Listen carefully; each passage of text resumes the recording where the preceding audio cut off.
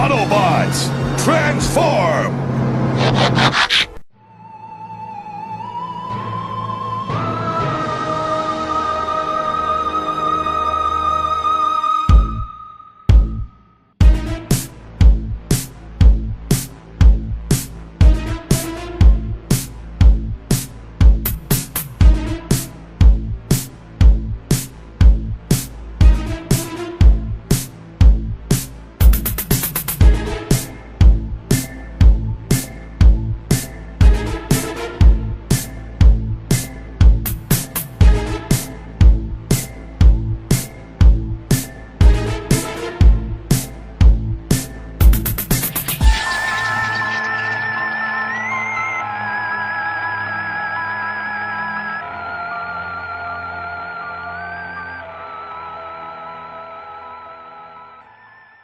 Greetings, audience members. Welcome to the 15th episode of the Bangers and Mash Show.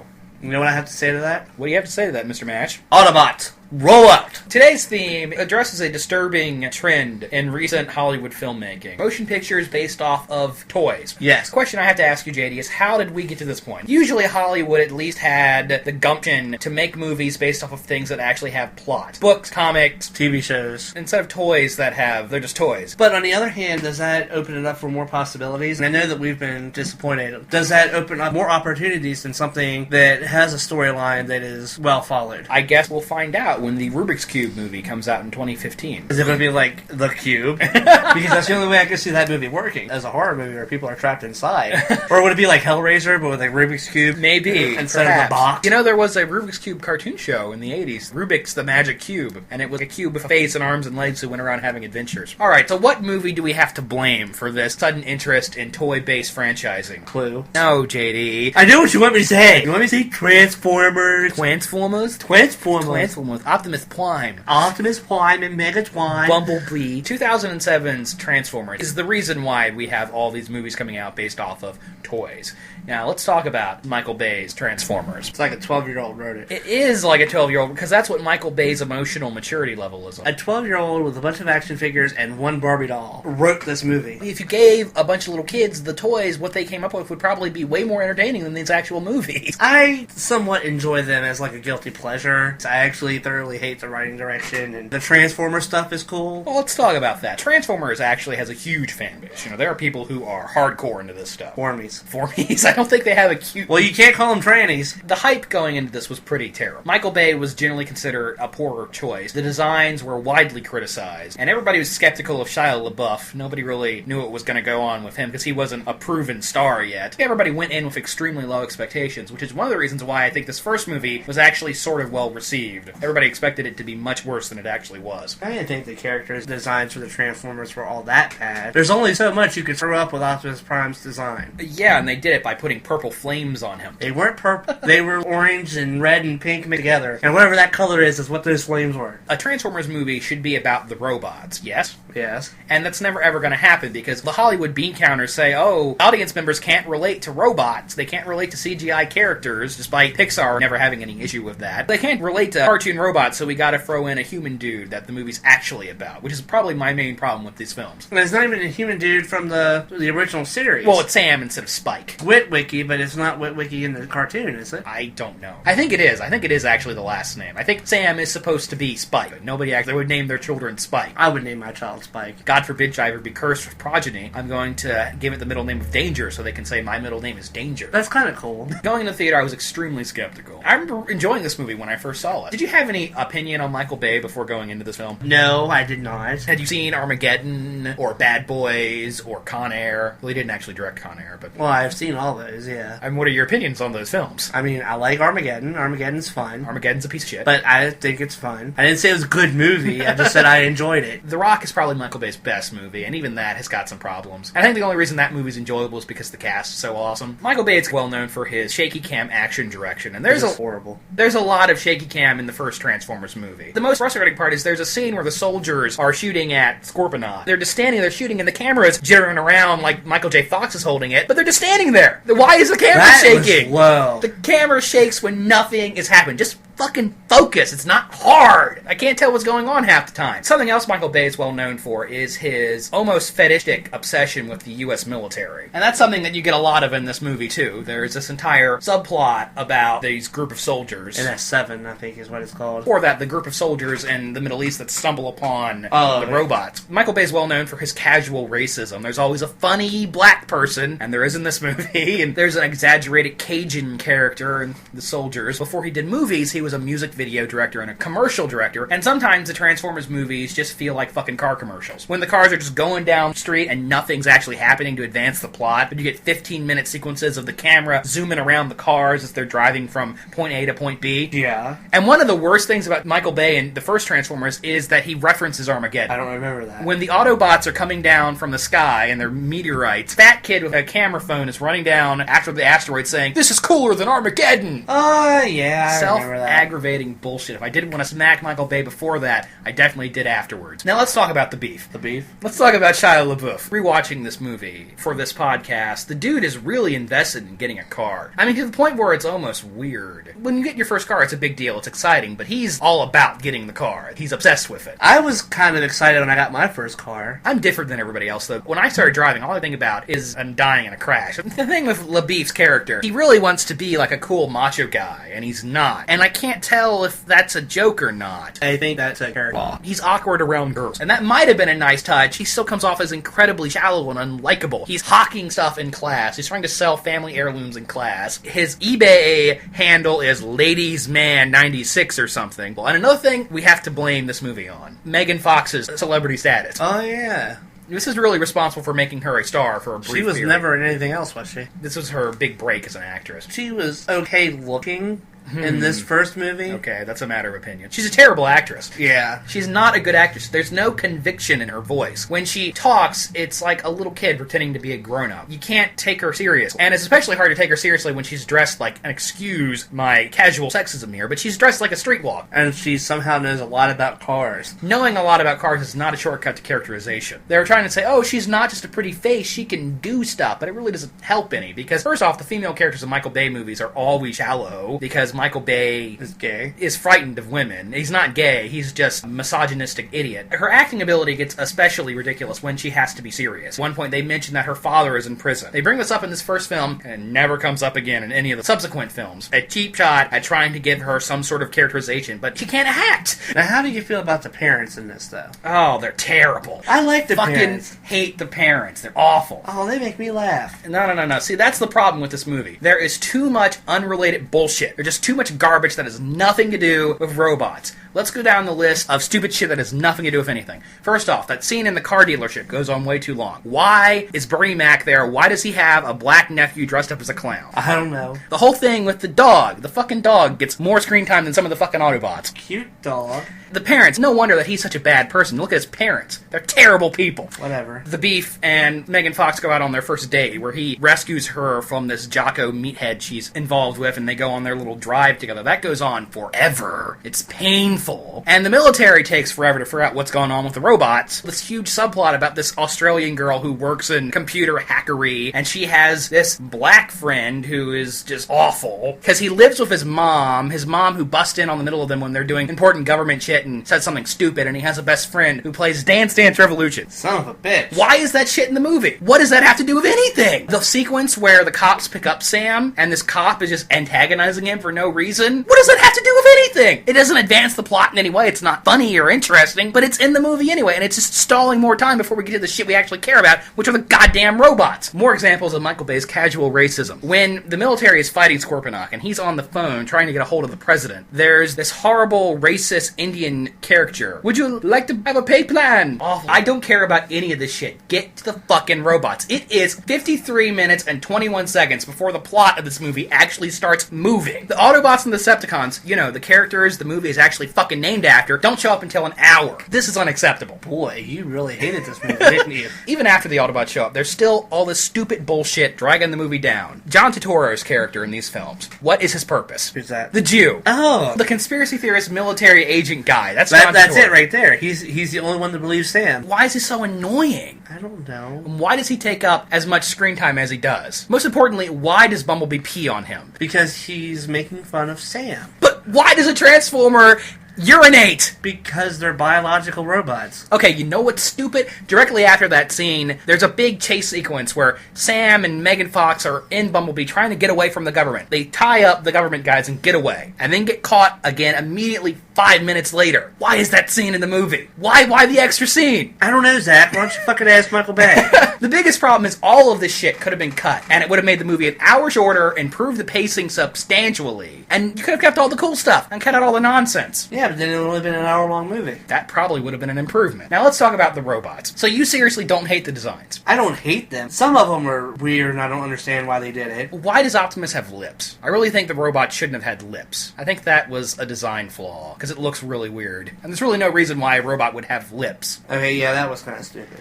And the flames, come on. The flames were flames. Get over it. Flames are bad. They had to make it somewhat realistic. And flames on a truck are realistic? That particular trucker happened to like it, and they scanned that truck.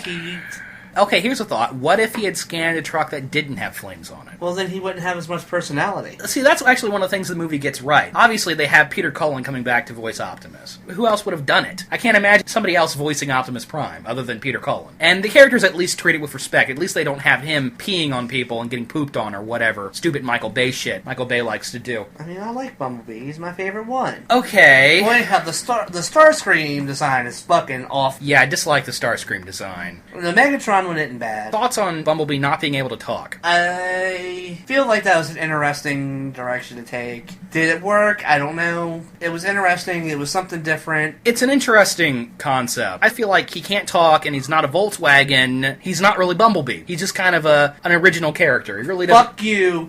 He's Bumblebee. He doesn't really have a lot to do. I will fuck you up. He doesn't really have a lot to do with He the has original... wings, Zach. He's Bumblebee. Optimus Prime and Bumblebee have more personality than any of the human characters. Yeah. But they're also the only two Transformers that have any personality. Now, that's not true. Ironhide. What's Ironhide's personality? He likes guns. He's like an aggressive redneck type. Is that a character? It's more character than Megan Fox has. Oh, that's true. The movie really tries to play off the boy and his robot car relationship for pathos. Gets pretty ridiculous at times. When Bumblebee gets injured at the end of the movie and Sam is crying, no, make it through, pull through, buddy. It's pretty silly. And the movie is treating it with utter seriousness. On the other hand, you get that really cool scene. The only good thing Megan Fox does in the whole damn movie. Oh, when Bumblebee is on the tow truck? Yes, that was pretty fucking awesome, and you have to agree there. I agree. We're gonna get to that. Ironhide likes guns. That's his sole personality. Jazz is a racist character. He's the black guy. He breakdances. Yes, he's the black Autobot. And he also dies. He also dies, yeah. What does that say? And then Ratchet, I guess, is the medic. He's an ambulance. He's also a Hummer. I don't understand why he had to be both. Why not just one or the other? He doesn't do anything. He doesn't do much, but he's meant to be the older, wiser character. He's meant to be, but why isn't he? I don't know. I didn't write the screenplay. I don't think anybody wrote They just said, here guys, improv. The transformation sequences are pretty cool, though. Yeah, especially like when they go up over a ramp and then they transform in midair. Well, I was thinking when Optimus Prime first shows up and transforms for the first time. It's pretty cool. Yeah. The Decepticons have even less personality than the Autobots do. Yeah, but Hugo Weaving was a good Megatron. He was taking a paycheck, and his voice is so distorted you can't even tell it's him. You shouldn't be able to tell it's him every single time he does something, or else you're like, oh, Hugo Weaving is playing Hugo Weaving. Okay, the question is, then why cast him, though? Why cast a named celebrity if you're just going to distort the voice so much you can't tell it's him? Why not just use a voice actor? Why cast Tara Strong as,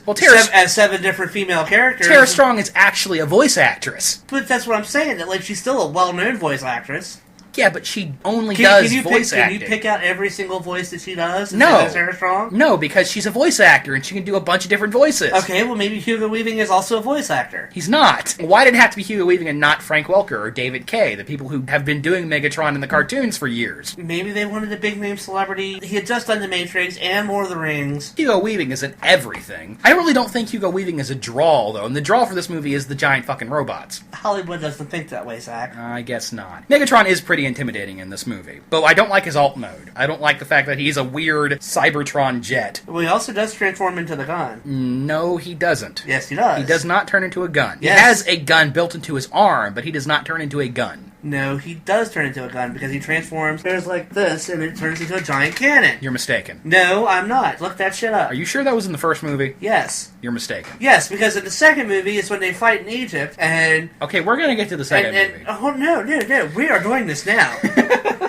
The second movie is when Optimus Prime gets that flying shit and rips half of Megatron's head off. Okay. And Megatron doesn't do anything in the whole damn movie except for, yes, master. Yeah, well, we're going to talk about fucking Revenge of the Fallen. What purpose does Scorponok use? He falls off of the one helicopter, but why? So you have that cool chase scene. Okay, but he doesn't have any purpose. He's not sneaking information. He just... he tries to kill those soldiers a couple of times, but... But he's the MacGuffin. He's not the MacGuffin. No, hold on. The MacGuffin is the Allspark. Let me finish. No. He's the MacGuffin for the military to find out what they're up against. What did that soldier subplot contribute to the movie? Nothing, Zack, but you want to know what the damn purpose of the damn thing is, and I'm sitting here telling you. Let me fucking tell you. Alright, but they're in the movie, they really don't contribute very much to the plot at all. What does any individual Decepticon contribute to the plot? Other than to have a battle buddy. Well, usually they at least held the heroes back for some reason. Starscream, what is Starscream's big characteristic as a character in the cartoons and comic books? Parasite. He's gonna betray Megatron. That's his whole shtick. Yes. That's not in the movie. He doesn't really have any personality. So why use Starscream if you're not gonna use the element the character is most famous for? And you can forget about the rest of the Decepticons. They have no personality at all. There's a cop car and there's a tank and a jeep type thing, but they're just robots to be killed. And it's not like the original cartoon show had great characterization, but at least each robot had a gimmick or something to distinguish them from the other characters. Ironhide had the big old gun. Optimus Prime is Optimus Prime and has his cool flaming axes and swords and shit. And an example of how sloppy this movie is, the cop car Decepticon, Barricade. At the end of the second act, when they're sending out the call to all the Decepticons to zero in on the heroes, you see Barricade driving down the street, and you get the little subtitle that he's gonna be there. And he never shows up. And not only does he not show up at the end of this movie, you never see him again in the entire franchise. He just fucking vanishes.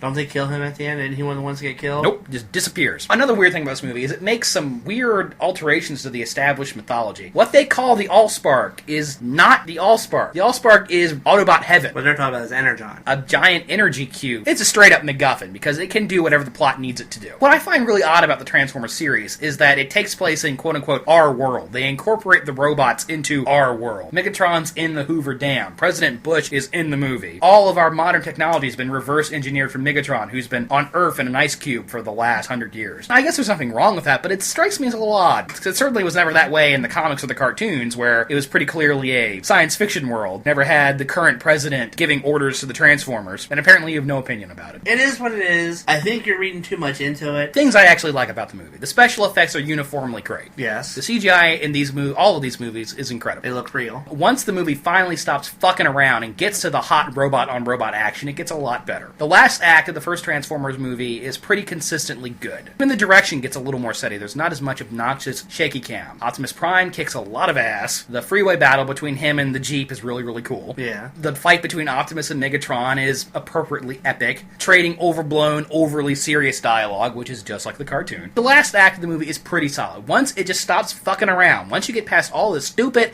unrelated Michael Bay garbage that has nothing to do with the actual movie, it gets a lot better. Also, I like the Mountain Dew vending machine robot. That was pretty cool. And he even has a name and a toy. He's Dispensor. Dispensor. Dispensor. Buy a fucking Mountain Dew vending machine transformer. Well, they gotta pay for that product placement. The movie makes up for a lot in the last act. It actually becomes almost good. The pretty solid last act makes up for the almost irredeemably shitty first hour and 20 minutes. How long is this movie? All these movies are over 2 hours. And they get progressively longer. At the end, why put Megatron in the ocean? If they have this dead robot warlord, shouldn't they have him in a guarded laboratory or something instead of just dropping his corpse in the ocean? I don't know. Why did they drop a frozen blob in the ocean? Well, that's because so they could come back in the sequel. That's why. The fact that the theme song is nowhere in this movie is a travesty. It's not in any of the movies! This is the best Transformer movie we've had. Michael Bay gave us the best Transformer movie he had, Zack. It's okay. He gave us the best Transformer movie we have, and it's still a piece of shit. Here's the list of the things that are wrong with Revenge of the Fallen. It introduces a shitload of robots. The robots in the first movie barely had any characterization, and now there is none. You have these new characters, and I have no fucking clue who they are, what they do, what their point is. At one point, Decepticons are literally falling out of the sky. No name, no introduction, not even a fucking alt form. They're just there to get killed. Michael Bay does not see the Transformers as characters. He sees them as props to explode. Isn't there another helicopter in this one? Yes, there is. There is another helicopter. The MacGuffin is almost literally a leftover from the first movie. The Shard of the Allspark is our first MacGuffin, and then we get a second one, the Matrix of Leadership. Once again, is just a magic box that can do pretty much anything the plot demands. Doesn't really have a purpose beyond that. The biggest problem with this movie, and I think you'll agree with me, the overbearing comic relief. There's so much stupid shit in this film that has no purpose. The balls. The testicles on the Constructicon. At the beginning of the movie, the Blender becomes a Transformer that has a dick cannon. Oh, yeah. There's extended sequences of dogs humping each other, almost randomly cut into the movie. Robots are blowing up the house, and here's a shot of two dogs fucking. The mother eats a pot brownie and then becomes moron. She ingests the pot brownie, which apparently she has not heard of because she's been locked in a steel box for the last 50 years, and then starts jumping around and tackling people, acting like a complete fucking retard. There's the Joe Pesci robot Transformer, which at one point humps Megan Fox's leg. The twins. Jesus Christ, the twins. Oh my god. The fucking twins. Sweet Jesus, the twins. They can't read. They have bad teeth. They talk with ghetto accents. When they first show up and they're the ice cream truck, there's a reference to oral sex on their billboard. And they're in the movie more than any other Transformer. They have more screen time than Optimus Prime. Why? Because Optimus Prime dies. We're gonna get to that. That's not even all of the obnoxious comic relief. There's the conspiracy theory college roommate that sticks around despite contributing nothing to the movie. We get to see John Turturro's ass, close up right up on his ass cheeks. He's wearing a thong. Why is any of this shit in a goddamn Transformers movie? He wanted to appeal to the gay audience. I don't think so. Bumblebee could talk at the end of the first movie, and now he can't. The Autobots have become cold-blooded killers. At the beginning of the movie, they say that they're hunting Decepticons all over the world, and Decepticons are bad and evil, but from my perspective, they're just kind of hanging out. There's just a Decepticon is there, and then he doesn't start destroying shit until the Autobots start shooting at him. He gets knocked over, and Optimus Prime goes up to him and caps him in the fucking head. I don't like that Optimus Prime is a cold-blooded, murdering, killing bastard, and he's still the best thing about the movie. They fucking kill him off halfway through. Yeah, but he still kicks a lot of ass in that movie. There's that big sequence in the woods where he's fighting Megatron and like 4 other Decepticons. Yeah. Where were the rest of the Autobots when that happened? Well, most of them were protecting Sam and the others. Okay, but there are like 50 Autobots in this movie. You're telling me Optimus Prime didn't go in there with backup, and big surprise, he gets killed. I know Optimus Prime has to die and come back. That's his thing. They didn't even do it right. The idea of a Transformer that can turn into a human is terrifying. An evil robot from outer space that can disguise itself as a normal person. Why are they even bothering with becoming vehicles when they have that technology available? It's in the beginning of the movie and never really comes up ever again. Its purpose there is not even well defined. You have this slutty robot that is trying to seduce Sam and ostensibly get information, though I don't really see how. And then she reveals herself before she has an opportunity to get any secrets. That whole subplot with the, and I don't even really call it a subplot, the whole thing with the slutbot is there to provide drama for the Sam-Megan Fox relationship. She's awful in this movie. And the camera angles are even more leering. There's that 5-minute slow pan of her as she's straddling the motorcycle. Her first scene in the movie, I believe. In every movie, Sam has a retarded character arc. In the first movie, it was, I just want to get the car and the girl. In the second movie, he has to tell his girlfriend that he loves her. And she's really upset about this, even though the fucking world is in peril. Ugh. So the thing that killed Megatron in the first movie brings him back in this one. He gets killed with the Allspark in the first movie, and a shard of the Allspark brings him back to life in this one. Megatron is you mentioned this earlier, he is undermined by this character of the Fallen. The Transformer Satan is what he is. Yes. He's completely undermined by this introduction of this new character. Megatron turned into an airplane, and then he flies through space to the robot home planet, I guess, and the Fallen is like sitting on a toilet crapping out babies. That happened, right? Yeah. What's up with that? I don't know. And as if John Turturro wasn't enough of a disturbing Jewish stereotype in the first movie, now he owns a deli. Jetfire, the old man robot. Yeah. He's a literal exposition machine. His only purpose in the movie is to dump a bunch of mythology on the audience. And then he teleports them from the Air and Space Museum to Egypt, even though he's a robot who turns into an airplane. Flying them over there would have just made too much goddamn sense. Oh, and then he farts. But I like that character. You like the farting old man robot? I did, yes. I thoroughly enjoyed that. You enjoyed the farting old man robot? Yes, because it was... Makes no fucking sense. It makes no sense, no. That was not the worst thing they did in that movie. Sadly, it was not. I'm reading this straight from the notes. There's something about a midget, right? There's a little little person at one point when they're trying to cross. When they're trying to cross the Egyptian border guard. Long sequences of jets and tanks and aircraft carriers that do nothing to move the plot forward, just because Michael Bay has a massive pulsating hard-on for jets and tanks and aircraft carriers. The direction is even more shaky and indecipherable than the 4. I could not tell what was going on in the forest fight or the fight at the end in the pyramids. It's just hunks of metal banging into each other, and I have no fucking clue what's happening. By the way, why does it always have to be pyramids? Aren't there other ancient landmarks we can exploit for our blockbuster movies? That's mostly unrelated. What would you... There are pyramids in South America. There are pyramids in India. Couldn't they have used those pyramids? Just something different is all I'm saying. What, they couldn't use the Taj Mahal? Yeah, it's always pyramids. Or the Great Wall of China? It's always the Great Pyramids of Gaza. I'm just saying. Why is it always got to be them? At the end of the movie, Sam and What's-Her-Face are running through the battle, trying to get the bag of magic dust back to Optimus Prime's corpse. That's in his gym sock, by the way. Yeah, they're running through the city as it's being destroyed by robots. Aren't they surrounded by robots that can turn into cars? But maybe they don't get good gas mileage in the desert. Another thing, do Transformers run on gas? Well, they run on Energon. Does the Energon deplete? It does, from my understanding. They've never really explained it very well. Why wasn't an Autobot there escorting them, protecting them? Also, Robot Heaven. Robot Heaven. I don't remember Robot Heaven. You don't remember when Sam dies and goes to Robot Heaven and all the primes tell him, get back in your body, you got shit to do, son. And then he proceeds to do that. Maybe the stupidest fucking thing in a movie that is 99% stupid fucking things. They spend the whole movie building up the Fallen as this huge, enormous threat. He's the devil. He's the worst Decepticon ever, and he dies after a 2-second fight. Yeah. He's easier to kill than Megatron, who stayed around for the whole trilogy. And then just here's a list of general plot holes I found on the internet. Well, why don't they bring Optimus Prime back to life with the Allspark, since they can do that? Why did the ancient primes hide the machine that can destroy suns on the planet with sentient life? Why didn't they just throw it in a fucking black hole if it was that big of an issue? Why did they sacrifice themselves to make a tomb for the Star Destroyer instead of, staying alive and guarding it? Make sure it didn't fall into bad hands. Wouldn't that have made more sense? I mentioned this earlier. How come Sam comes back to life just because the robots in Robot Heaven tell him to do? Why can only a Prime kill the Fallen? Because only a Prime can kill a Prime. But why? Because their bloodline only allows them to kill one another. They're robots. They don't have a bloodline, JD. Hate to break it to you. Then how can they have the same last names? How is it that the Fallen can make new babies? Why indeed? Why can the Fallen wave a staff around and make shit fly around? Is he a psychic robot? Maybe it's some kind of gravitonic power. Okay, why can Jetfire teleport and none of the other robots can? How do you know none of the other ones can? At the end of the movie, when Devastator shows up, he's sucking the Autobots and the other cars into his mouth, but John Turturro and the Indian kid are just standing there. What's up with that? Because they're too stupid to run and everybody hoped they die anyway. But they don't get sucked into the vortex mouth. They smelt too stupid for Devastator to eat. This is more entertaining than the actual film. What happened to the twins? They just disappear. Presumably they got killed in the fight with Devastator, but if that happened, why didn't they show it? Is Soundwave still up there? He shows up at the beginning of the movie. He's intensely important. He rapes a satellite. He poops out the cat robot. Is he still up there? We don't know. Well, he comes back in the third one. He comes back in the third movie somehow. Out explanation, he gets down to Earth and becomes a race car, I think. The movie is even more horribly paced than the first film. Senseless scene stumbles from senseless scene. Worse than the fact that it's incredibly stupid is the fact that it's incredibly boring. Nothing has any meaning. It's not as boring as Wrath of the Titans. No, it's worse. No, I beg to differ. No. Wrath of the Titans is just plain out put you to sleep boring. Wrath of the Titans did put me to sleep, but there were other factors involved with that. Revenge of the Fallen is, I hate to say this, but it might be the worst movie I've seen in the theaters. I actually paid money to see.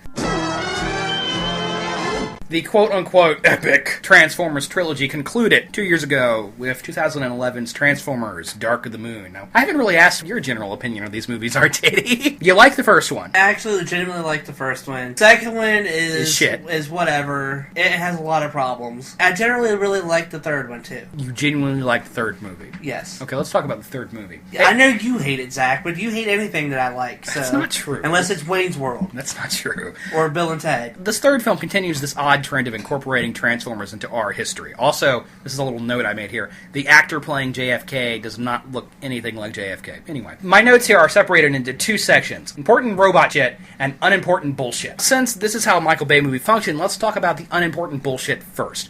You have this big, epic opening about astronauts finding robots on the moon, and it's long, and it's huge, and it's important, and the music is pounding, and what's the first image you see in the actual post-title film proper?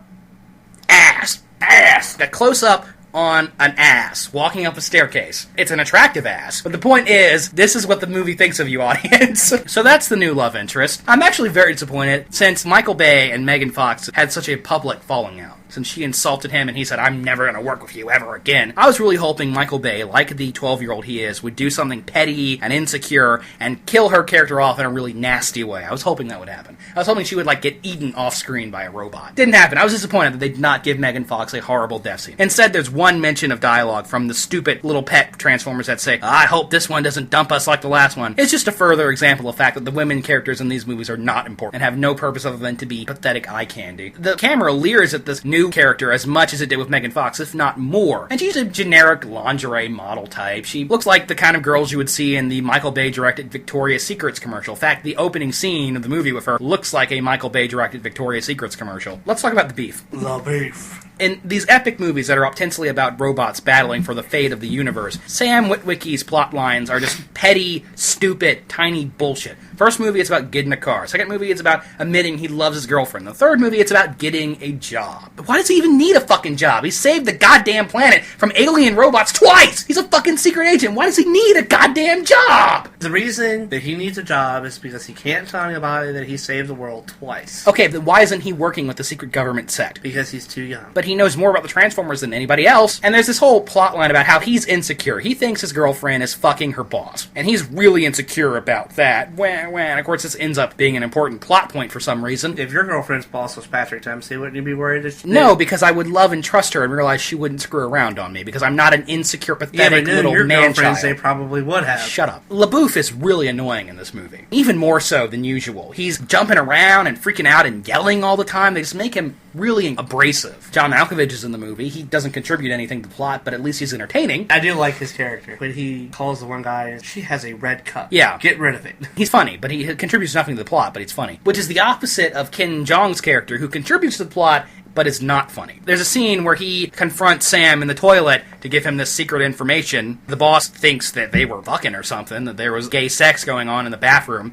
It's like, okay, this is going to be important, right? And then you find out, oh, he's working with the Decepticons. That's important. And then he dies, and it's never mentioned again. Why is John Turturro still in these goddamn movies? They need a conspiracy theorist. Did you ever stop and consider the fact that maybe he is a real conspiracy theorist, and that the Illuminati planted him in the Transformers franchise, and told Michael Bay that if you do not put him in the movie, we will kill you? Michael Bay is obviously Illuminati. He's trying to dumb down the public. No, that's giving him way too much credit. Anyway, John Turturro is in the movie. He's a quote-unquote badass now, swinging guns around in a scene that really has no purpose. Alan Tudyk plays his assistant, and he has this really odd accent. British? Is he Ukrainian? He's supposed to be, I think, German. And more importantly, his character contributes nothing and disappears before the end. The stupid shit with the girlfriend eventually ties into the actual plot, which I guess is good. The evil guy that Sam thinks is fucking his girlfriend turns out to actually be real-life evil. He puts an evil wristwatch on him that makes him breakdance.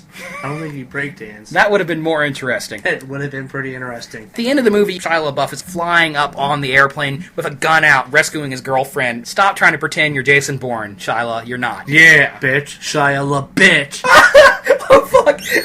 Towards the second half of the movie, there is a 2-minute long sequence of the Marines in their little glider suits free-falling out of the airplane. Once again, I am forced to ask the question, why is that in the movie? It makes me think, WTF. It makes me think that Michael Bay wanted to direct a G.I. Joe movie instead. On to the important robot shit. The Autobots are fighting the U.S. government's wars now. What do you think about that? That's pretty cool. I guess. At least Optimus Prime has got a trailer now. Finally. Oh yeah, the Joe Pesci robot's still in the movie for some reason. I want to say the movie fucks around less. The first act of the movie is almost like two separate films, because Sam and the Transformers interact very little, and you could almost cut them in two and it wouldn't really make any difference. And at least this plot does not take forever to get going. It takes a long time to get going, and then it fucks around a lot once it gets going, but we actually get our MacGuffin fairly early on, and it doesn't stretch out for an hour. For at least the first half, the movie focuses on a core team of Autobots. There's not 1,000 fucking robots. We have a main team. There are actually scenes totally devoted to the robots where no people in them at all. I like that, at least at the beginning of the film, the Decepticons are kind of a scattered, weakened team. They've gotten their asses kicked, and they're licking their wound, they're off somewhere. That was an interesting moment. It could have been more interesting if the movie actually followed through on it. Yeah, maybe. Laserbeak's in the movie, which is cool. I don't know why he turns into a pink robot in one scene. It's like a disguise. Isn't there a more innocuous things he could have turned into? Isn't a pink robot itself kind of incriminating? At the beginning of the movie, you have Megatron and Starscream and Soundwave hanging out in the desert together and thinking like, oh, cool, the movie's going to be about these guys. Not really. Soundwave pretty much vanishes. Starscream doesn't have a lot to do. Even Megatron doesn't have a lot to do. And it introduces a bunch of generic Decepticons that they have Predator dreadlocks. Yes. They get and killed. Alien tails. Yeah, there's a big fight scene with them. They have no names, or I don't even know if they have alternate forms. The team dynamic disappears almost immediately. Shockwave gets a big introduction like he's going to be an important character, and then he disappears for 2 hours. And remember when they did trailers for the movie? It was like, and yes, kids, it's Shockwave. Yeah, Shockwave's the big bad. He was on all the posters. He shows up at the beginning, has a big introduction, disappears for 2 hours. When Optimus first sees him, he's like, Shockwave, oh no, my arch nemesis. Nothing. Shockwave in the movie is nothing like Shockwave in the cartoons and comic books. He's another Decepticon. Sentinel Prime is actually the main villain in this film. The idea of an Autobot traitor is intriguing. The scene where he betrays the Autobots and kills Ironhide with a rust gun, which he does not use ever again, even though it would have made things a lot easier for him. Actually kind of shocking. It's like, oh shit, things just got real. Leonard Nimoy does the voice. He's actually pretty cool. The idea of humans working with the Decepticons is an interesting idea, even if it only exists so that Shyla can rescue his girlfriend so that she can become a generic damsel in distress. Logic would dictate that if there were humans working with the Autobots, there would be humans working with the Decepticons. that there would be humans working with the Decepticons. It makes sense. Halfway through the movie, the bad guys win. The Decepticons have taken over the world,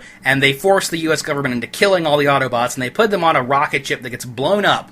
And the movie tries to ream pathos out of this, but it doesn't really work, because first off, you know the Autobots are not dead. There was some trick involved that they survived, and you're just waiting for them to come back, and there's a long stretch where they're not in the movie. Although the movie might have been a lot better if they wouldn't have come back. Think about it a minute. It gave reason for the humans to be involved in this whole thing for 3 fucking movies. It does, but you don't give a shit about Sam, and you don't give a shit about Underwear McPouty Face. Would the U.S. government really concede to the bad guys' demands that easily? The Decepticon invasion happens way too easily. I feel like if the government had giant robots on their payroll, they would deny any existence of said occurrences to begin with. Probably. You can neither confirm nor deny the existence of giant robots on the U.S. government payroll. That, as engineered and stupid as it is, the scene where the Autobots come back, and it's like, yeah, bitches, we're back now. That's actually kind of cool. And it would have been cooler if it didn't lead on into this sequence that goes on forever. The last act of this movie just drags and drags and never ends. A film that was actually almost good. If it had continued in this vein, it would have been the best Transformers movie. But then in the last act, it becomes a dreary urban combat film that has very little resemblance to a Transformer movie. There are certain things that don't make sense in one scene transition. You hear Optimus telling Bumblebee, take him out. The next scene, he's captured with all these other Autobots. When the fuck did this happen? We don't need a scene that actually is about the robots because we need scenes of the Marines free-falling into the city for 15 goddamn minutes. They're all these huge action set pieces, but they're totally meaningless because they are focused on the characters we could not give a shit about. That sequence where the Marines and LaBouffe are in the leaning building, that goes on and on. The space pillars, the space bridge that's going to bring Cybertron to our planet. That appears as if it's going to be the MacGuffin of this movie, yes? Yeah. I don't know why all the movies need MacGuffins, but they do for some reason. That's a big plot point, and then the movie forgets about it for a half an hour. And then suddenly the movie remembers that it exists, and it becomes a big deal again. These films are so sloppily written. If they wanted to make a movie of the Decepticons invading Chicago, they should have done that and just that. All the shit about Cybertron and all this garbage, why is it trying to do all this stuff? And speaking of Megatron, there's that big scene where he blows up the Lincoln Memorial and sits in the throne, and it's like, oh, Megatron's back, bitches, and then he doesn't do anything until, like, literally the end of the film. He actually needs Pussy Lips to goad him. She has to walk up to him and say, hey, remember, you're supposed to be the main villain in this film. And he goes, oh yeah, you're right. And why didn't he just pick her up and eat her? Exactly. Why not? Optimus Prime is getting his ass kicked by Sentinel Prime, and then Optimus Prime is winning, even though, like I said, Sentinel Prime has that really cool instant rust gun that never shows up again. Seems like that would have made that fight a lot easier for him. Megatron shows up, kind of saves the day. Oh man, Optimus Prime and Megatron are going to have their big final fight, and it's over in 2 minutes. Kind of contributes to Optimus being a cold-blooded killer. Yeah, he kills Megatron, fucking kills the shit out of him, which at least makes sense. He's in defense. But then he looks at Sentinel Prime, and Sentinel Prime is like, I'm sorry, I was just trying to do what's best for our species, and Optimus is like, fuck you, pfft, blows his head off. I just don't think Optimus would do that. And then the movie ends. Big final battle over, credit. Oh, this film gave me a goddamn headache. Some positive notices. The shaky cam is almost completely gone. It's replaced with a lot of self-aggravating slow-mo, but that's better. If I had to choose between annoying slow motion and annoying shaky cam, I'm gonna go with the annoying slow motion, yes? Yes, because you can actually see what's going on. Yes, it's still an improvement. And most of the obnoxious bathroom humor is gone. There's still a lot of stupid, horrible comic relief, but at least there's no ball and dick jokes, for the most part. Yeah, I think there's like one or two. There are moments where it seemed like it might be a good film. There's like half an hour of a good movie, and it's almost 3-hour film. It's too goddamn long. The story is an unfocused mess, and I spent the whole time thinking about a better film that could have been made from these same parts. I'm curious. They've killed off their major villain. He's dead. There's no way he's coming back. So what are they going to do in a fourth one? That's really sort of the question. What is the future of the franchise? For a while there, it seemed like Michael Bay was not going to come back for a fourth film, but apparently he's still attached. According to IMDb, he is still attached to direct the fourth movie. If Megatron is dead, there are really only so many other places you can go with the Transformer franchise. Galvatron is what happens when Megatron dies and is brought back to life by Unicron as his badass guy. Probably go in that direction since Megatron is quote-unquote dead. Maybe they could bring him back as Galvatron. It would make sense. But then again, what about these movies make sense?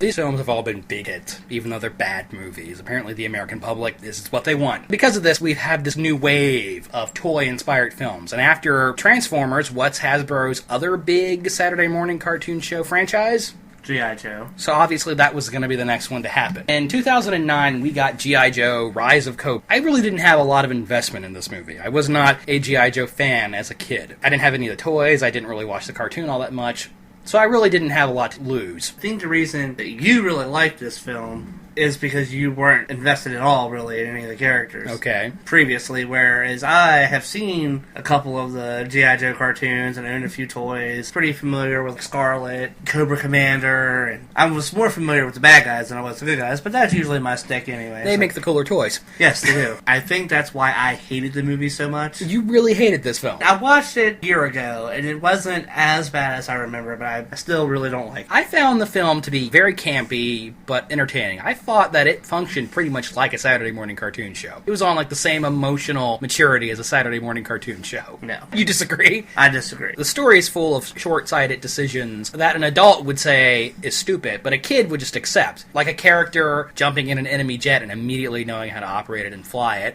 or people running around the Arctic in normal clothes. I mean, if that stuff happened in a cartoon show you were watching as a kid, would you pause and go, hey, that doesn't make any sense? Or would you just go with it because you're 7? I would just go with it because I'm 7. Give me the examples of how they Hollywooded this shit up, as you would say. For starters, none of the Joes had anything to do with any of their gimmicks. I wouldn't say that's true. Scarlet's a redhead with a bow. The Baroness is a seductive lady with glasses and an accent. Duke is the generic hero type. Yeah, but they still didn't individualize them enough. There was the Indian tech guy and big black dude who was kind of the heavy. I don't think you understand what I'm saying. In the cartoon, they didn't have specified uniforms. They came dressed as they pleased, and... So is this going to be another movie that you dislike because the costumes are bad? That's part of it. You asked me for an example. Okay. They do have uniformed outfits on. And I'll admit the accelerator suits they wear in the movie that got a lot of screen time in the trailer and all the fanboys are screaming about, they're only actually in one sequence. Yeah, and they're stupid anyway. Snake Eyes. There is not really one thing that I liked about that character design at all. Oh, the character design's awful. But the character is pretty much directly out of the comics. The character is spot on. I'll give you that. He wears military cargo pants and military boots, but a ninja wouldn't wear those. Yeah, he's got the spaggy pants on, and I hate the mouth. The molded... And the mouth, yeah. What was up with that? That was weird. If he's not going to talk, you don't need a fucking mouth.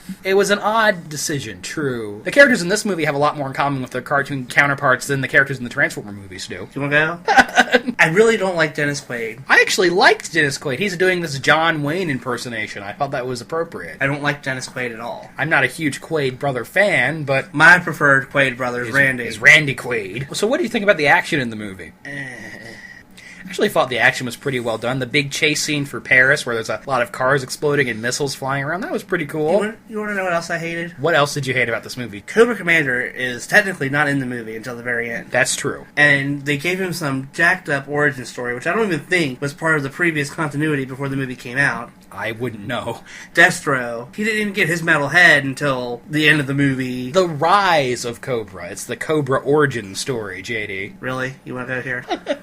They did that at the end, but then, I know that we're not talking about it right now, but then in like the second movie, They don't even acknowledge Destro other than Yeah. you're out of the club. Yeah, he gets written out. And it's like, well, fuck you too. Destro's one of the big guys. You gotta have him in the fucking movie. Joseph Gordon-Levitt? You think he's above this material? Yes, as a matter of fact, I do. He probably is, but I felt like his performance is actually pretty entertaining. He's very broad and over the top, and he has a weird voice. He seemed to be having a good time. But then he didn't use the voice for Cobra Commander in the second film. Yeah, it's weird. Does he even play Cobra Commander in the second film? No, I don't know who the actor is. It's somebody unimportant. Compared to the sloppy, pathetic pacing in the Transformer movies, this movie gets right to the point. It introduces our lead characters, introduces Duke and Ripcord immediately, and they're dynamic, and gets them in the Joes as soon as possible. Bad guys and their whole plot. The action doesn't really stop there. The first act introduces us to the world of Joe, as it does introduces the characters. Oh, and this bullshit of fucking Duke knowing Baroness. Yeah, I didn't like that. Who cares why she's in the fucking movie? She's in the movie. I'm not saying I don't have any issues with the film, but the action is very satisfying, and the fact that the movie is incredibly campy, but it never winks at the audience. It never says, we know this is ridiculous. It just presents you with the ridiculous things, and it's up to you to just accept it or not. And I like that attitude. I'm not a huge Stephen Sommer fan, but I prefer him to the likes of Michael Bay. Let's talk about the cast some. What are your opinions on Channing Tatum as an actor?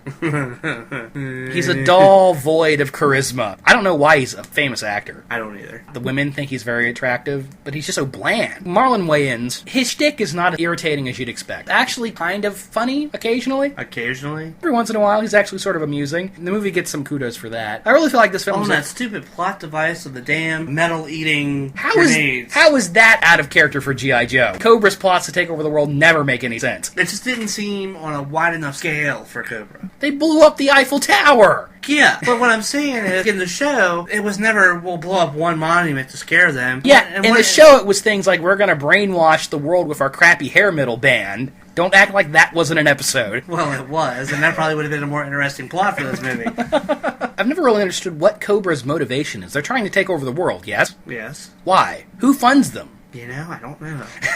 Where do they get their... The 1980s cartoon is on Netflix Instant. I might have to start watching it to try and get an idea. Figure out the deep intricacies of Cobra. Where do they get the money for their doomsday devices? Especially since they consistently fail. Yeah. And get blown up by They're always destroyed at the end of the day. I really liked Rachel Nichols as Scarlet, and it might just have to do with the fact that she is incredibly hot and wears a skin-tight jumpsuit throughout the whole film. You're so shallow. She does give a good performance. She's a solid actor. She has plenty of charisma. She's likable. She's believable in the part, unlike, say, a Megan Fox. Wow. And I didn't like the way they toyed around with the Baroness as a character, and I really didn't feel like Sienna Miller is a strong enough actress. She didn't have an accent. What about Storm Shadow? Byung-Hun Lee. I will say that is one thing that I think the movie's got right. I really like him as Storm Shadow. Films in general seem to get the ninja stuff pretty right. What about Arnold Vosloo as Zartan? You gotta love Arnold Vosloo. He's pretty entertaining, even though if you want to talk about fidelity to the source material, doesn't Zartan have face paint on in the cartoon and long hair and stuff? He doesn't have long hair, he has a hood that he wears. Okay. Christopher Ellickson, I know he's British, but that accent can't be real. And apparently Jonathan Pierce, as the president, won the same election that Donald Pleasance won in Escape from New York. These British actors playing the president of the United States of America. Nobody ever seems to think that's weird. My main problem with the movie is just how many flashbacks there are. I mean, some of that exposition was needed, but was it necessarily to cut back and forth from the past and present all the time? I agree with you that we needed more Cobra Commander. If he was going to be in the movie, they should have used him more. And what was up with that damn mask he put on? Oh yeah, the Cobra Commander costume was awful. That character was problematic, for certain. I agree with you. I overall found this film to be pretty entertaining. I thought it was a decent popcorn movie. It's stupid as hell, but in a fun way, as opposed to an insulting way. Well, the second one was way better.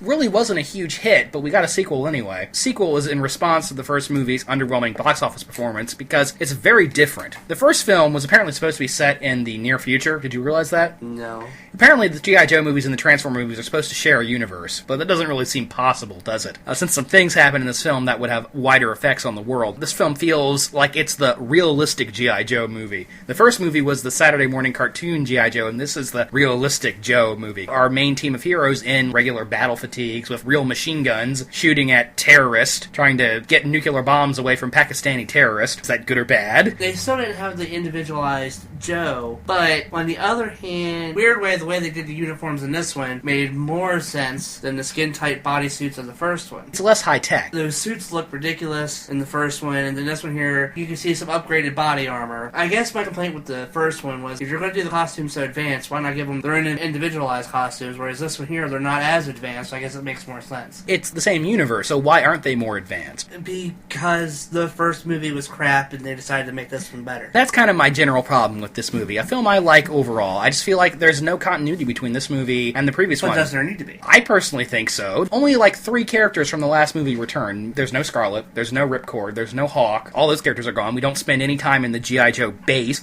All of their high-tech gadgetry is mostly discarded. Really, the only important characters that come back are Duke, Snake Eyes, Zartan as the president, and Storm Shadow. And that's pretty much it. What about Cobra Commander? I guess Cobra Commander is, but he's a completely different character. They're treating him as if he's a different character. He really doesn't have very much in common with the character from the first movie. Yeah, but his costume design was spot on. Well, yeah. One of the bizarre things with this movie is it was supposed to come out last year, and it got delayed until this year, and there were supposed to be these huge reshoots. Supposedly, original cut of the movie started with Duke getting killed, and that it was going to kill off all the established Joes, and that's why there's this new group of characters. No, Duke still dies in the beginning. Maybe they added additional scenes, but he still dies pretty soon. He doesn't really have very much screen time. I liked The Rock for the most part. He's pretty much doing his dick. His monologue about how he was a little kid in the hood always getting beaten up, I really didn't feel that was necessary. And that fell out of place. You don't go to an actor like The Rock and expect emoting. What were your opinions on Lady J and Flint as characters? Lady J was hot. Was she? Is she? I don't know. They were okay. I really didn't feel like Flint contributed very much to the movie. I mean, he's Joe member number 4. Yeah. He doesn't really have a lot of personality. He has a romantic back and forth with Jay, and they even have a scene where she's getting undressed and he's averting his eyes. Googling her through the TV. Yeah. At least she has a lot of effects on the plot, but overall, neither of them are really all that important. I feel like those characters could have been just about anybody. But Roadblock is cool. The new costume they have on Snake Eyes is much better. Yes. It's got kind of a weird bobblehead thing on, but it's a lot better than the one from the first movie. Yeah, it still has the combat band. The whole ninja stuff is all pretty well done. Yes. There's a big plot twist with the Snake Eyes Storm Shadow rivalry. Initially, I didn't think was going to work, but the movie actually makes it work for the most part. There's this really cool scene where him and Jinx, who is okay, though not really important, she's very pretty, they kill a bunch of ninjas on a mountainside, which is pretty cool. While carrying a sedated Storm Shadow around. Yeah, that's a pretty neat sequence. I feel like those action scenes are the best in the movie, because a lot of the close quarter fighting is very shaky. There's a lot of shaky cam in this movie. Yeah, it actually hurt my eyes. There's so much shaky cam. Bruce Willis, what was your thoughts on Bruce in this movie? I'd love to see Bruce Willis in anything. He's doing his Bruce Willis thing. Yeah, I think it would have been funny if his old G.I. Joe team was like the same team from Red, and you had like Morgan Freeman and Helen Mirren. That's a weird thing in the movie. He brings a group of old friends, and they just kind of show up out of nowhere. We really don't know what their deal is. They don't say which Joes they are. No, I have no idea. There are hundreds. It would have been interesting to know who the hell those guys are that just show up and help them out at the end. Bruce Willis is doing his thing, and Bruce Willis only acts some of the time. Frequently, he just kind of does his, I'm Bruce Willis, and I'm sick of this shit, but I'm going to do it anyway because I'm Bruce Willis. He's pretty entertaining. He has this back and forth with the Lady J character. He calls her Brenda for some reason. I don't know why, but it's funny. Because it pisses her off. Yeah, that's cute. Everything he opens up in the house has got guns in it. That scene went on for a little bit too long, but... The movie overall resists the ridiculousness of the first film, except in the scene where we find out that the original G.I. Joe's entire house is an armory, and every wall turns around to reveal a collection of machine guns. Even his couch has guns in it. How does he sit on the couch? You better not sit on the couch too hard or the fucking thing will explode. There are grenades in his fruit basket. Yeah, you know. It's silly stuff. It was pretty funny, I'm not gonna lie. Did he, like, peel a banana and there was a handgun? No, he didn't peel a banana, there wasn't a knife inside of it. That would have been awesome. If the scene had gone on for 2 minutes more, that would have happened. We have a core group of Joe members, and you have a core group of bad guys. You have this new character, Firefly, who kind of comes out of nowhere and rescues the bad guys. Yeah, but he was in the show. Yeah, he was. The motorcycle that comes apart and thrust at the door... I thought that was awesome. Was it? Okay, I wasn't sure if it was ridiculous or awesome. I feel like it was awesome. Maybe it was ridiculously awesome. We'll go with that one. The little mechanized fireflies? Well, that's a shtick. But that's what I'm saying. They actually had him do that. That was cool. What are your thoughts on Ray Stevenson as Firefly? He's pretty much doing his Ray Stevenson thing. He has a really silly accent. I think he's supposed to be Australian, I'm not sure. He plays a crazy psychopath. That's what Ray Stevenson does. Yes. The new Cobra Command, the outfit is awesome. He looks like Cobra Command. I just wish there was a little more of him in the movie. You don't really get the sense that he is the big bad. Also, he doesn't shout, Cobra! Which he needed to do. But he looks cool. His voice is ridiculous. He has this deep voice. He has the Dark Knight voice. Why didn't they do like what they did in Star Wars with Darth Vader? Somebody be in the suit and then have somebody else do the voice. That's a costume he could have easily gotten away with. He needs the high-pitched voice. At least he looks cool. There's really only one sequence where the plot gets really, really silly. I don't want to spoil too much. It's still a relatively new film. Cobra's master plan is to de-arm all of the other countries in the world so that they have all the best weapons. The scene where the evil president tricks the rest of the world into depleting their nuclear surplus. The people who've seen the movie know what I'm talking about. I don't think it would work that way. This is a huge spoiler, so if you haven't seen the movie and you want to see it, skip ahead about 10 minutes. Okay, spoiler warning. Boiler alert. Boiler alert. They blow up the British Isles. They fucking destroy the entirety of the UK. With one missile. With one missile. And we're holding up our pointer fingers to symbolize number one, like you people can see it. That's how destructive their new Death Star is. They can blow up whole countries with one missile. Things just got really serious all of a sudden. A goofy, cartoony, comic book action movie, and then suddenly killed millions of people.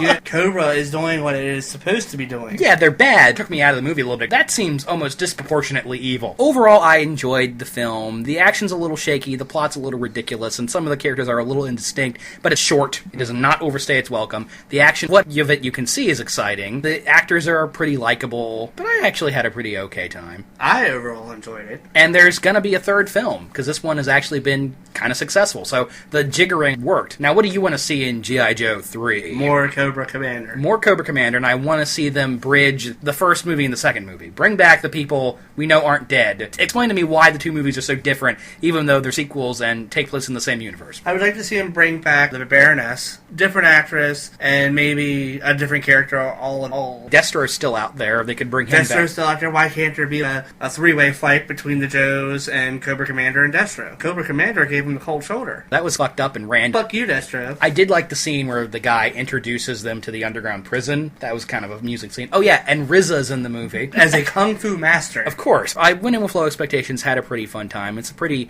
amusing, brainless action movie. And knowing is half the battle. G.I. Joe! There has been one other attempt by Hasbro to turn one of their toy lines into a successful film franchise that was not successful. Did you see Battleship from last year? I did, but a while ago. Yeah, I didn't see Battleship. I was going to watch it for the show. I didn't get around to it because it's like 2.5 hours long and it's supposed to be terrible. It looks like the Transformer movies. Sorry. It's not that. And nobody says you sunk my Battleship, which is kind of like, what's the point? Yes. Why even make the movie if you're not going to do that? Gee, Zack, can you give people a clue as to what the next movie is?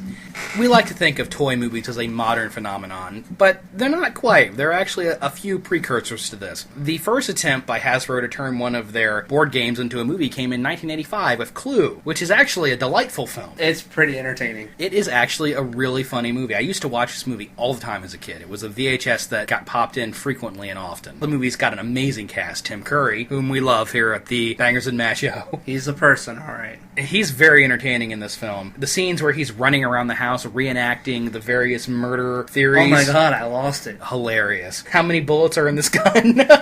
Yes. 2 plus 5 is... 2 plus 1 plus 1 plus 2 is 6 shot. No, it was 2 plus 1 plus 1 plus 1. It's actually maybe his best performance. With such performances like Rocky Horror Picture Show and The Worst Witch. Anything can happen on Halloween, JD. Madeline Kahn as Mrs. White is hilarious. I thought your husband was a magician. Well, he wasn't a very good magician. Or her whole improvised bit about flames on the side of my face. What other movies has she been in? Young Frankenstein? That's the one. And Blazing Saddles. She was in both of those. One of this movie's strongest point is its amazing cast. I mean, Martin Mull is Colonel Mustard, who is very deadpan. When he freaks out, it becomes very entertaining because most of his performance throughout the movie is kind of playing one of the straight men. Yeah. But he frequently is under a lot of stress. And I always remember the scene, the lights go out in the mansion, and he walks into a room, and he turns what he thinks is a doorknob, and it's a shower. For some reason, that scene always sticks in my brain. I don't know why. Christopher Lloyd is in this movie. Yeah, he crosses his legs a lot in this movie. Well, when they're talking about how Mrs. White's husband was found castrated, yeah, and he crosses his legs. Doesn't he uncross them and then cross them again? Yes, he does. He's, again, another very deadpan performance, and the thing that's sort of funny about him is he seems to be this erudite professor character, but he's also kind of a pervert. I can relate to that. Yes, you can. Michael McKean as Mr. Green is funny. I'm going home to sleep with my wife. I'm going home to sleep with my wife, even though... Yeah, because he tells everybody that he's gay. The film is a takeoff on the Agatha Christie Drawing Room Mysteries, so it has kind of a convoluted plot. All the characters have their own motivations, and they're all being blackmailed for different reasons, and they have these complicated histories. But the film actually gets all that stuff out there succinctly, quickly, no problem with convoluted story when it's done correctly. It has a very large cast, and it has no issue with it. Juggles it nicely. Everybody has a personality. This is the difference between a movie like this and a movie like Transformers. Miss Scarlet. Very funny. I sort of like how she's kind of an immoral woman and has no problems with it. She's almost proud of the fact. Yeah, she looked a lot familiar, too. Well, Leslie Ann Morin's been in a lot of stuff. I'm sure you've seen her in something. I'm sure. Any thoughts about Mrs. Peacock and her love for monkeys' brains? She's probably my least favorite of the main characters. She was the annoying woman that screams at everything. Yes. Anytime the lights go out, she screams. I mean, it does add something to the film, the fact that she screams every time. She's funny. Everybody's funny in this movie. But she's probably my least favorite character. If you want to talk about the women in the film, what about Colleen Camp as the French maid? Yvette the maid kind of awoke something in me. She's got honkers. Just putting it out there. She's the eye candy. She's blatant eye candy. And I always remember the singing telegram girl. I am your singing telegram. That's a good example of the humor in this film. Alternates from dry to madcap. There's a sequence I've always loved, is when the cop comes in the movie, and at this point several people have been murdered. There are several dead bodies in the house, and they have to fool this cop into thinking like it's just a normal party. They have people making out with the dead bodies. They pour liquor in the dead guy's This man mouth. is dead. Dead drunk. The cop looks in the room with all the dead bodies, and Wadsworth says something to the effect of, "Oh, it's terrible, isn't it?" Nothing's terrible about it. They're just having a good time. And the use of music, 40s doo-wop music. Yeah. Shaboom, shaboom, la da da da da. That shit sticks with me for some reason. And I sort of always like the sequence where the cop gets hit with the pipe. That's actually kind of atmospheric and tension-filled. What about where she goes to go to the bathroom and Mr. Body falls out? Oh, yeah, that's another example of Miss Peacock screaming. This film was released with 3 different endings, which is kind of an interesting novel idea at the time and didn't catch on. In one of the endings, who we thought was the butler turns out to be Mr. Body. Professor Plum says, "Well, then who did I kill? My butler." Oh, shucks. Clue is a really fun movie. I enjoyed this film immensely. Yeah, it was pretty well done. I've been a fan of this movie for a long time. Check it out if you haven't seen it. It's kind of a cult classic, because it wasn't well received when it came out, and it's developed a following over the years. Now, did you know that there was a TV show based on Clue? No. It was on The Hub. It was a live-action show. It was for teens. Totally missed that. Totally missed it. Before Battleship bombed, Hasbro was preparing to do a whole series of movies based on their board games. There was going to be a Candyland movie. There was going to be another Clue. There was going to be a new Clue. There was going to be a movie based on Ouija board. After Battleship bombed, all of those have been shit-canned, I'm pretty sure. I guess they decided there is no demand for board game-based films. Sort of raises the question, what would a modern version of Clue be like? Because it's not like the kids are rushing out to see the Agatha Christie-style closed-room mysteries these days. Can't really see them doing a better version than this one. This is pretty perfect in a lot of ways. So, it doesn't take itself seriously. Oh, that's a comedy. Whereas I feel like nowadays it would be taken seriously. They tried to turn it into a serious thriller. And I just don't think it would work. That would be awful. What would a Candyland movie be like?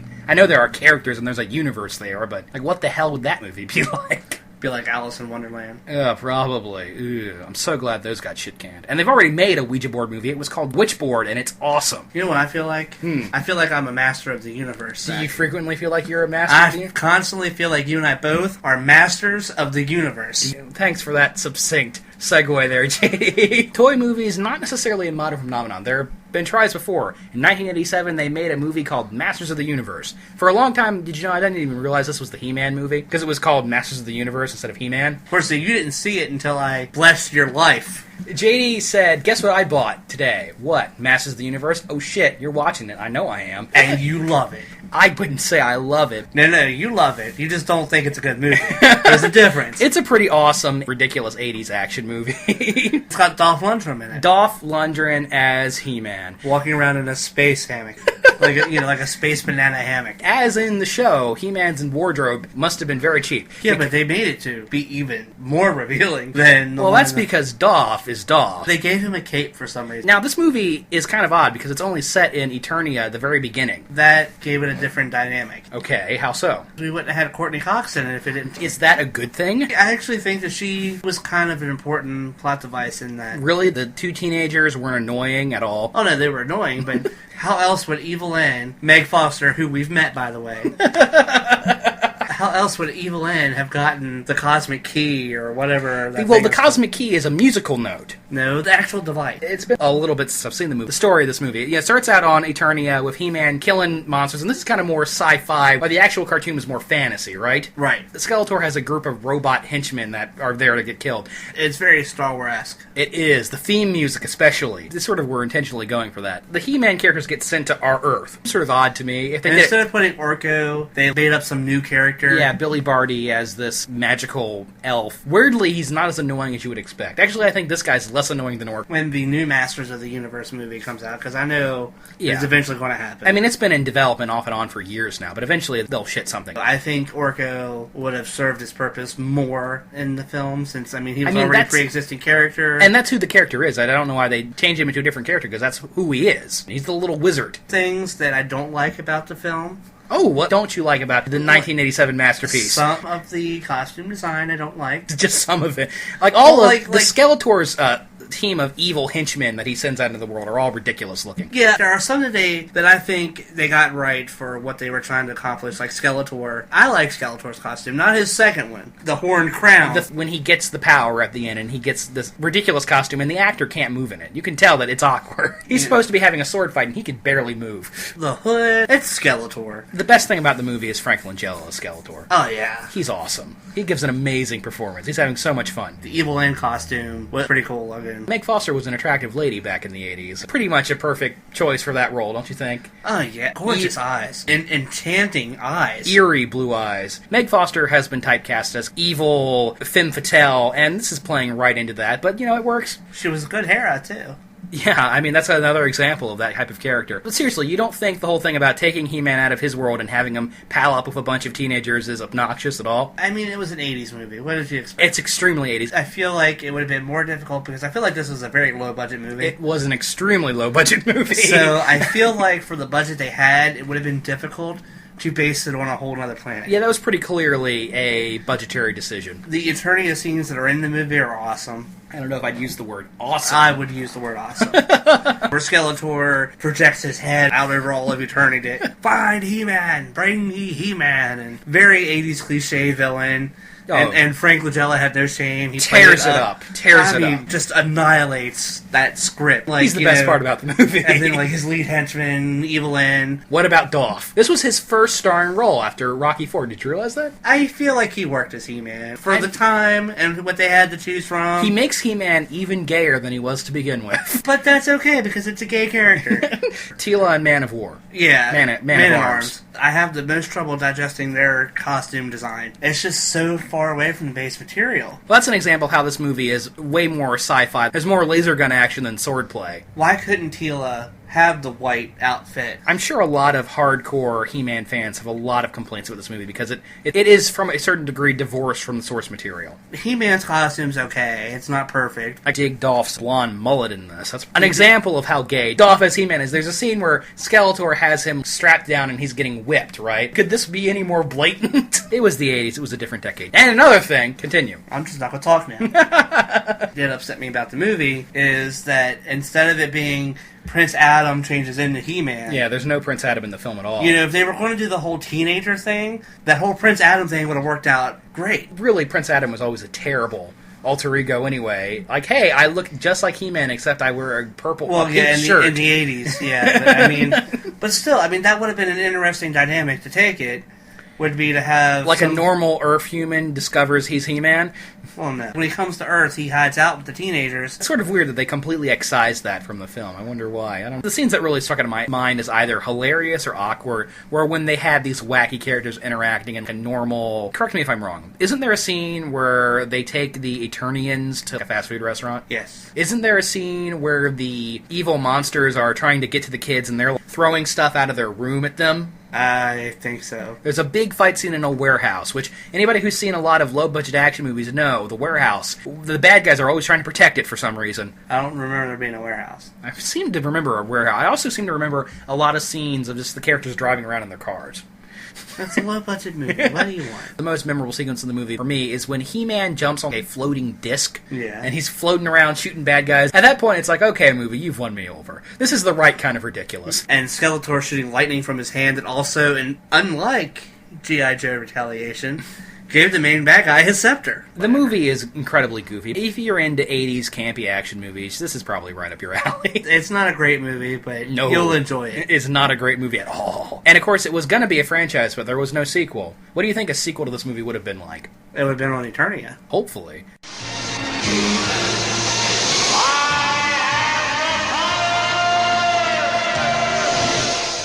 This topic could expand. Real Steel was kind of an unofficial Rock'em Sock'em Robots movie. There was a Garbage Pail Kids movie from the 80s, which is supposed to... I've seen it. You've seen it? Oh, is it terrible? Oh, it's terrible. It was on Netflix Instant for the longest time. Tell me about it. How bad is it? I've never seen it. No, there are midgets in these really disturbing-looking costumes. Yeah, it's bad. Adventures in Babysitting, but with the Garbage Pail Kids. I love Adventures in Babysitting. But it's like all the bad things about Adventures in Babysitting. What's the plot behind the Garbage Pail Kids movie? This wizard, sorcerer dude keeps them trapped in this trash can because it's kind of like a Pandora's Box story almost. Okay, so this is like Beetlejuice. Yes. It's been like a year since I've seen it, and whoa. It's widely regarded as one of the worst films ever made. And I haven't seen it. I kind of want to see it now if it's one of these legendarily awful films. You'll probably love it. What toy franchises are going to get a movie next? I think they actually are developing a movie based off of Mask. Of what? Mask, which is basically like Transformers, but instead of cars turning into robots, cars turn into airplanes, jet skis turn into motorcycles. That's Sounds stupid. In the post-Transformers, pre-Battleship Blitz, all sorts of insane, retarded licenses were getting bought up. Frisbee? Like, how the fuck are you going to make a movie based off of a Frisbee? I know Hasbro has the rights to Magic the Gathering. Like, you could probably make an interesting movie out of that. Yeah, maybe, yeah. What Yeah. about Gak, the movie? Gak the movie? Are we going to get a My Little Ponies movie, JD? What about Operation? Oh, God, how would you make a movie out of... It could be like a serious medical thriller. There's a bomb inside of this man, and we have to get it out. Legos, the movie. They are making a Legos movie. Liam Neeson is going to be in it. Oh, which means it's going to suck. Toy movies, odd trend. I wonder if it's going to burn out at some point. Capitalism in Hollywood has reached a new low. As long as the movies are good, I'm not going to complain too much. Anyway, that's enough of that bullshit. Horror next time. It's going to be groovy. I'm Mr. Bangers. This is my buddy, Mr. Mash. Howdy. Play on.